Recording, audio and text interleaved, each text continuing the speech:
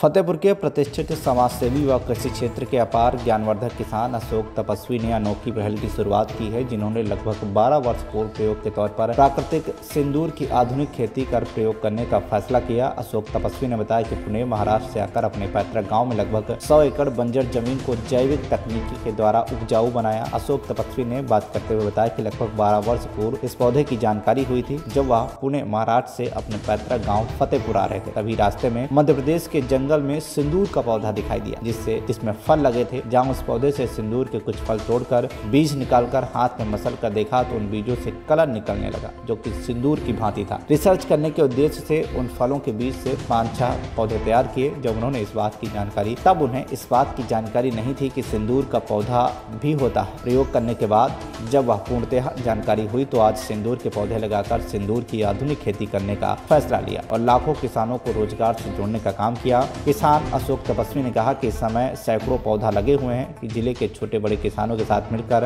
बड़े पैमाने पर लाखों पौधे लगाकर शुद्ध ऑर्गेनिक सिंदूर की खेती करने का प्लान कर रहे हैं। उन्होंने बताया कि एक पौधा लगभग 500 रुपए में बिक जाता है। उनके पास दिल्ली तक के किसान सिंदूर के पौधे लेने आ चुके हैं। अब तक फिलहाल 30 से 35 लाख की कमाई भी वह कर चुके हैं। आने वाले समय में करोड़ रुपए की कमाई कर सकते हैं, क्योंकि अशोक तपस्वी ने लाखों पौधे लगाने का प्लान किया है। आपको बताते चलें कि सिंदूर का पौधा साउथ अमेरिका एवं कुछ एशियाई देशों में उगाया जाता है और भारत में यह पौधा महाराष्ट्र व हिमाचल के कुछ गिने चुने इलाकों में पाया जाता है। यूपी में इसका प्रयोग इस किसान के द्वारा किया गया, जो कि सफल होता नजर आ रहा है। जिला फतेहपुर, उत्तर प्रदेश से।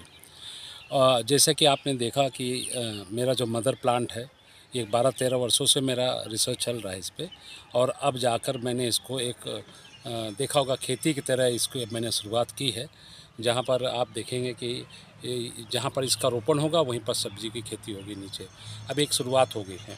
करीब ये जो पौधा आप देख रहे हैं, जो बाग तैयार है हमारा, ये करीब जो है 2 वर्षों का है प्लांट है। 2 वर्षों में ये फलने लगा।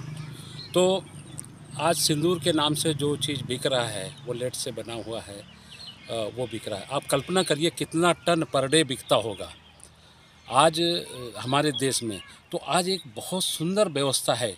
प्राकृतिक जो एक हमारे पास जो साधन है सिंदूर का, वो ये प्लांट से है और इसका कोई साइड इफ़ेक्ट नहीं। मैं कई वर्षों से महिलाओं को दे रहा हूँ, लिपस्टिक लगाने के दे रहा हूँ। मैंने फेस पाउडर जो तैयार किया है, जिससे जो पिंपल्स पड़ जाते हैं महिलाओं में, वो पिंपल्स भी इससे रिकवर हो रहा है।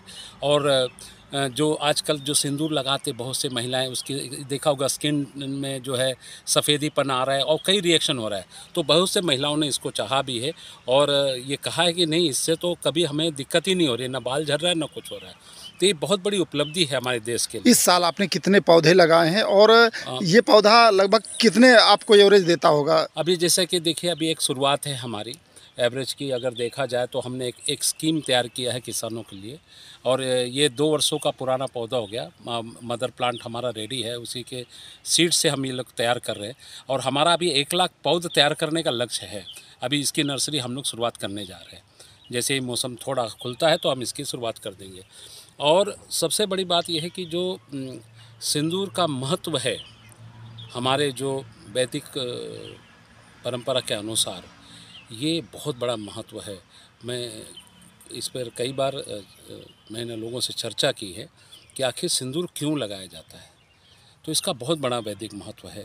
तो मैं उसी महत्व को लेकर मेरा एक अध्ययन रहा है इस पर, और मैं चाहूँगा कि किसानों को ये जो स्कीम मैंने तैयार किया है, जिसमें 500 रुपये पौध हम किसान को देंगे। 2 वर्ष बाद हम 5 वर्ष तक प्रति पेड़ 500 रुपया किसान को देते रहेंगे, और जितना भी फ्रूटिंग होगा, फल होगा, वो हमारा होगा, जिससे कि किसानों को हम इससे प्रेरित करें और किसान को एक नई दिशा मिले। ये ऑर्गेनिक खेती करने का आपके दिमाग में ये आया कैसे कि मतलब? देखिए, ये तो वाकई में सब ईश्वरीय शक्तियाँ होती हैं। किसी न किसी के दिमाग में आ जाता है, कहाँ से कौन क्या न कर डाले। कहाँ सिंदूर आपको ये मिला? तो ये मेरा कारोबार पुणे में रहा है। मैं वहाँ से लौट रहा था, रास्ते में एमपी में कहीं मैंने रिफ्रेशमेंट के लिए उतरा और देखा कि एक पेड़ है, उसमें कौवे जैसे मुंह खुला था। ये अभी ये जब पक जाता है तो इसका मुंह कौवे जैसे खुल जाता है। तो मैंने देखा यार कुछ है बीज, तो मैंने देखा, कलर निकल गया हाथ में। फिर मैंने सीट के नीचे रखा और अपने यहाँ लाकर नर्सरी इसका तैयार किया। तो 5-6 पौधे मेरे तैयार हुए थे, जिस पे पूरा अध्ययन करता आया। और एक बड़ी खुशी की बात है, ये आपको जैसे बताया कि लिपस्टिक है, फेस पाउडर है, सिंदूर है, और इसमें एक चीज़ और तैयार हुआ है, जो हमारे आदरणीय मुख्यमंत्री जी है, योगी जी, उनके लिए मैंने एक वस्त्र भी इसी से तैयार किया है।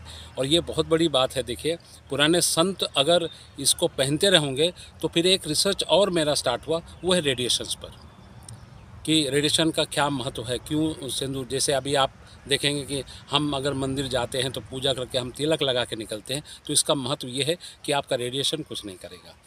क्योंकि इस पर भी एक रिसर्च चल रहा है मेरा। अब मैं कुछ लैबोरेटरी टेस्ट के लिए भेज रहा हूँ इसे। इसके के अंदर जो रेडिएशन, कैसे रेडिएशन को रोकता है ये, जैसे गेरू अगर रोक सकता है। हमारे यहाँ पर जब ग्रहण पड़ता है तो महिलाएं जो प्रेग्नेंट होती हैं उनके पेट में लगाते हैं, जानवरों को भी लगाया जाता है। तो वो इसलिए लगाते हैं कि जो पेट में बच्चा है वो सुरक्षित रहे और रेडिएशन। जैसे कि मैंने बताया था, जो सिंदूर आपने देखा है अभी, उससे तैयार किए गए वस्त्र, जो मैंने बताया कि हमारे आदरणीय जो उत्तर प्रदेश के मुख्यमंत्री हैं महाराज जी के लिए मैंने तैयार किए हैं, और उनको ये मैं भेंट करना चाहता हूँ।